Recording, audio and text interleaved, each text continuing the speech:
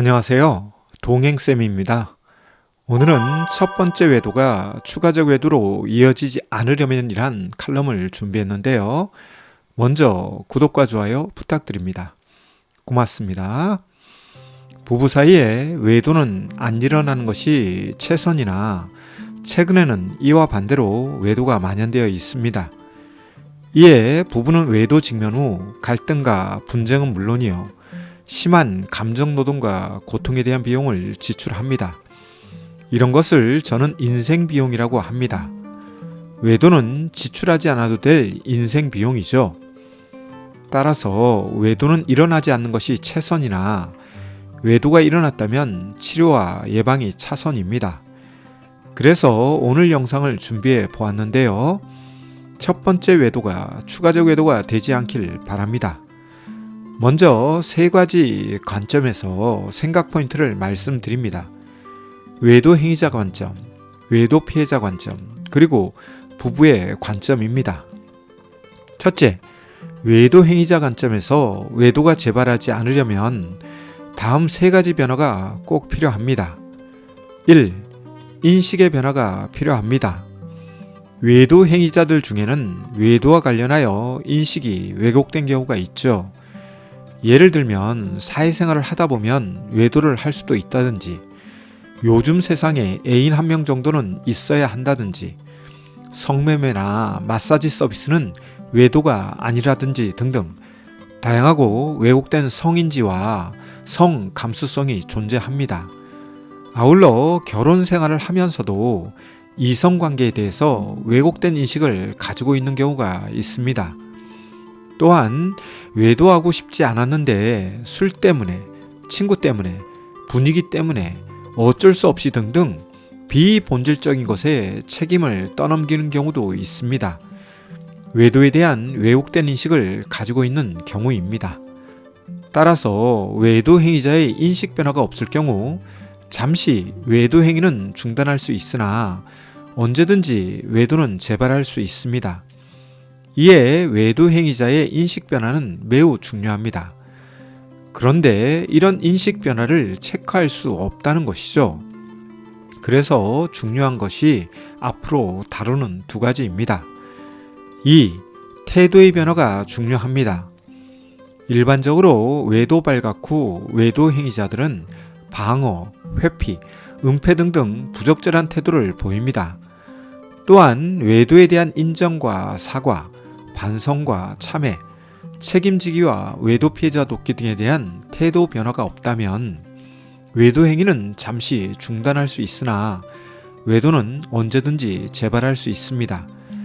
이는 제가 외도 상담을 하면서 깨달은 것으로서 외도 행위자의 태도와 태도 변화는 중요합니다. 3. 행동의 변화가 중요합니다. 첫 번째로 외도 행위자의 인식 변화에 대해 말씀드렸습니다만 인식이란 것은 증명하기가 어렵습니다. 말로 하는 인식 변화는 신뢰하기 어렵죠. 따라서 인식 변화는 보여주어야 하는데요.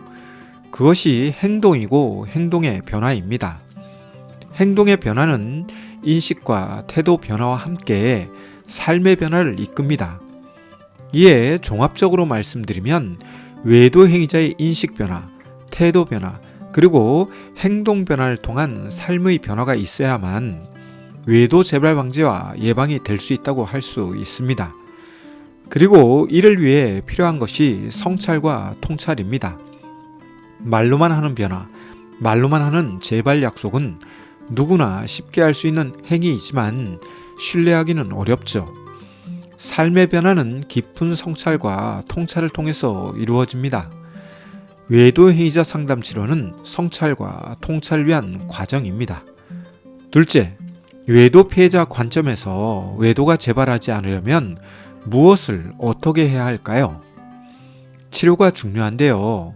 외도 피해자가 치료되지 않았을 경우 외도 피해자는 외도 행위자의 삶의 변화를 평가절하합니다. 이에 외도 피해자에게 말씀드리고 싶은 것은 외도 직면 후 상처에 대한 치료가 필요하다는 것이죠. 그런데 외도 피해자가 상처 치료를 회피하거나 거부한다면 이는 외도 재발에 일조를 할 수 있다는 것 말씀드립니다. 왜 제가 이런 말씀을 드리는지 아시나요? 외도 직면 후 외도 피해자의 상처와 아픔이 상존할 경우 외도 행위자의 노력에 대해 평가나 해석에서 왜곡이 생기고 부부관계 회복이 안 될 가능성이 높습니다. 따라서 부탁드리기는 외도 피해자의 경우 외도로 인한 상처와 아픔에 대한 치료가 반드시 필요합니다.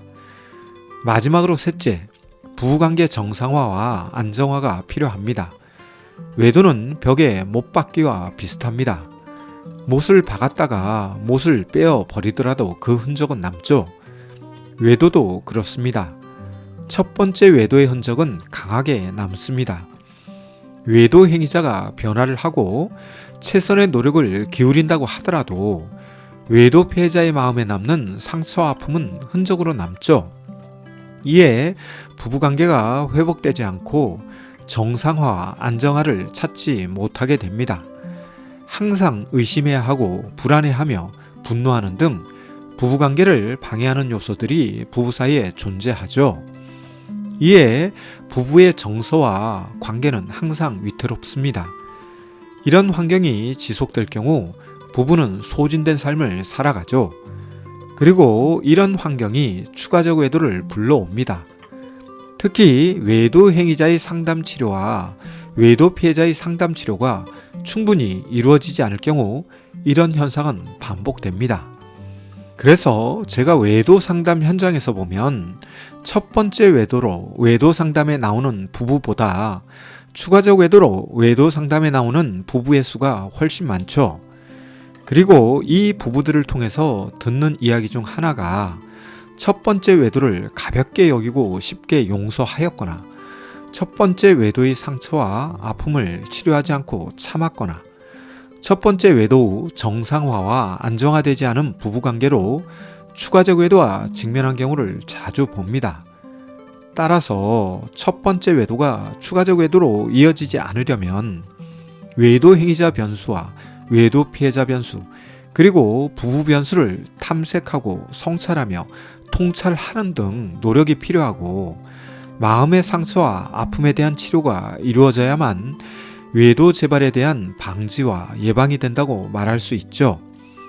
외도는 기간과 관계없이 한 번의 외도라고 하더라도 부부 사이에 큰 상처와 아픔을 남깁니다. 따라서 첫 번째 외도를 어떻게 다루고 대처하느냐는 추가적 외도 위험성을 줄이느냐 아니냐를 결정합니다. 바라기는 첫 번째 외도를 가볍게 여기지 마세요. 아울러 변화 없는 가운데 이루어지는 용서, 성찰과 통찰 없는 가운데 이루어지는 용서, 치료와 예방이 없는 가운데 이루어지는 용서는 새로운 외도를 해도 된다는 보증수표가 됩니다. 꼭 참고하길 바라오며 오늘 준비한 것은 여기까지입니다. 오늘은 외도 재발 방지와 예방에 대해 다뤄 보았는데요. 내용에 공감되었다면 구독과 좋아요 부탁드립니다. 고맙습니다.